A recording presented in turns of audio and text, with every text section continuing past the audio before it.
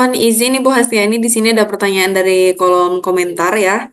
Ya, Dan Bu Pipit, beliau bertanya, secara teknis barangkali apakah ada semacam panduan resmi dari dinas terkait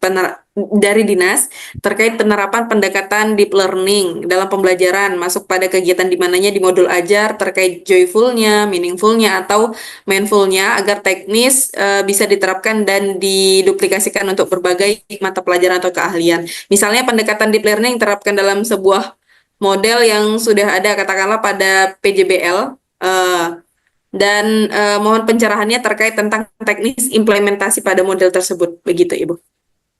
oke. Baik, Ibu, kalau di panduan resmi dari Kementerian Kemendikbud itu ya, di Kemendikbud itu menguatkan bahwa guru menggunakan pendekatan deep learning gitu. Itu aja sampai di situ dengan berbagai keutamaan-keutamaan deep learning gitu ya. Dengan kompetensi yang mesti didapat siswa ketika manfaatnya deep learning ini diterapkan. Tapi kalau panduan resmi deep learning dalam mata pelajaran atau dalam metode A, B, dan C itu tidak ada gitu ya. Karena tidak semua guru yang mengampu mata pelajaran bidang studi A, B, dan C itu menggunakan metode yang seragam. Jadi tugas guru adalah ketika dikuatkan oleh Kemendikbud bahwa guru menggunakan deep learning dengan hukum deep learning atau dengan prinsip deep learning yang baru saja kita pelajari, tugas guru adalah meng-create, tugas guru adalah membuat gitu ya panduannya sesuai dengan materi yang mau dia sampaikan, metode yang mau dia gunakan apa. Contoh, ini menjadi satu temuan Bapak dan Ibu. Saya menggunakan deep learning dalam perkuliahan saya di mata kuliah psikologi kepribadian. Nah, saya menggunakan metode studi kasus dalam mata kuliah psikologi kepribadian dengan menggunakan pendekatan deep learning. Apa yang saya lakukan?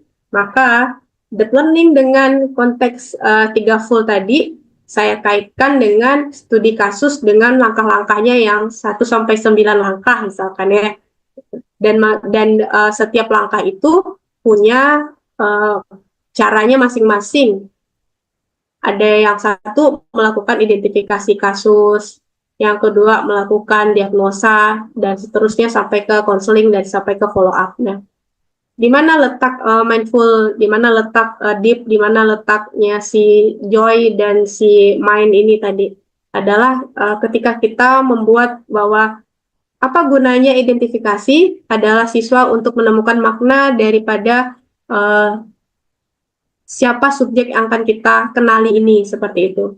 Jadi untuk membuat panduan khusus di bidangnya kita, guru sendiri yang mengcreate gitu ya, guru sendiri yang menyusun apa yang disebut dengan langkah-langkah pembelajaran berdasarkan deep learning dengan metode A dengan materi A seperti itu. Makanya ada RPS kalau di perkuliahan tuh rencana perkuliahan semester.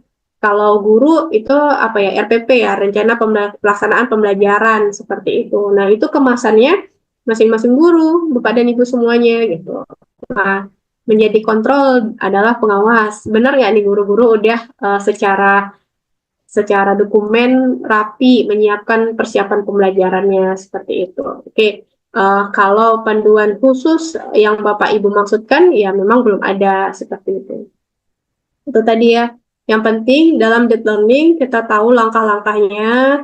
Deep learning tadi seperti yang kita bahas ruh dari deep learning itu adalah pendekatan pembelajaran yang mendalam untuk menemukan 3M untuk mendapatkan outputnya siswa tadi yang literasi, kompetensi, kemudian karakternya seperti tadi ya. Itu kemasannya akhirnya akan melahirkan peserta didik yang memiliki kompetensi literasi, kompetensi karakter yang berkualitas, kemudian kompetensi siswa yang memiliki kesadaran seperti itu. Itu tadi ya. Yang penting kita tahu ruhnya pendekatan deep learning, kemudian kita tahu langkah-langkah yang mau kita pilih, pakai metode apa yang pas dengan materi yang akan diajarkan seperti itu. Itu dia. Begitu ya, Bapak Ibu semuanya. Jadi kuncinya adalah kepada pemahaman guru tentang deep learningnya apa, baru langkah yang mau dia pilih apa, metode yang dia mau pakai apa. Nah, itu dan tugas guru adalah meramu semuanya itu untuk menjadi persiapan pembelajaran seperti itu. Begitu. Seru banget ya bikin persiapan pembelajaran. Walaupun kesannya agak twing-twing.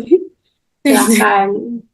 Agak twing-twing nanti apalagi ini udah awal pembelajaran semester ya, jadi mempersiapkan RPS. Nih saat ini juga lagi nyiapin RPS nih saya.